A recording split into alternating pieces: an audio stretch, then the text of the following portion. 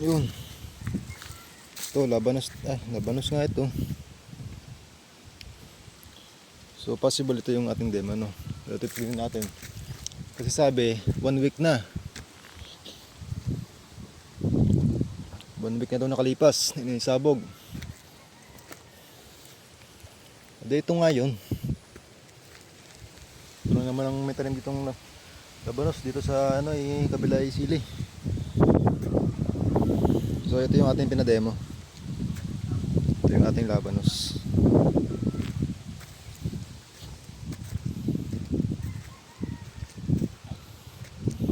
So 1 week, no. Ganito na yung labanos natin. Yan.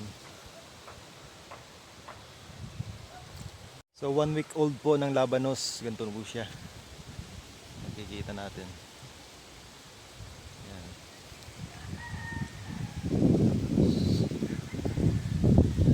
Ito. Labanos. Ito yung Lily F1. Labanos hybrid, no? Yan. Ito yung Lily F1 ng 1 week. Almost siguro mga 2 weeks na to. Siguro na lang ni farmer na 1 week. Sabi niya kasi ay 1 week daw nakalipas. So naisabog. So ito na siya. Pero sa tingin ko ay magto 2 weeks na to. O 2 weeks old. Yan.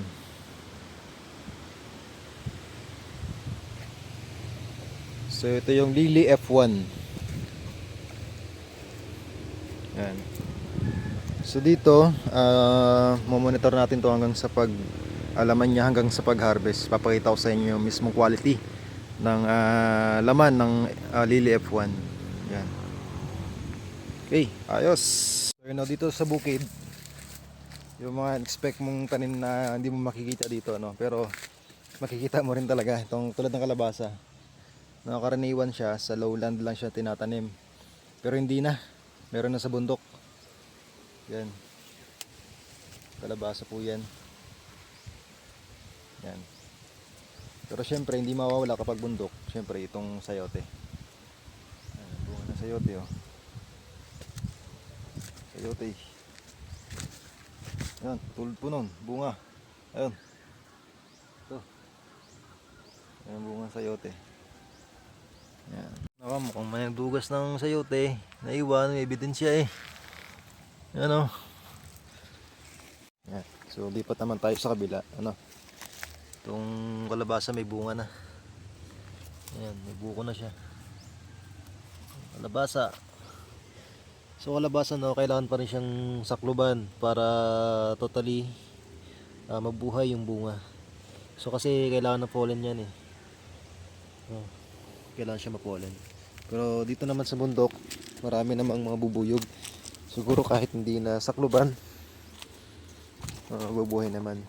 No, katulad mga tulad ng nabanggit ko, yung beneficial insect nga, tulad ng bubuyog, mga other insects.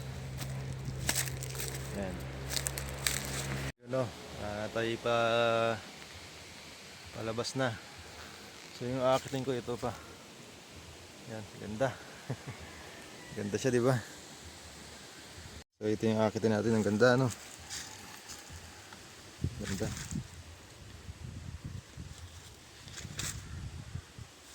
Yan. So ito yung sayote. Sayote. So maliliit pa yung sayote. Yan. Yan. Yung sayote. So tara, tayo. Okay. Tayo.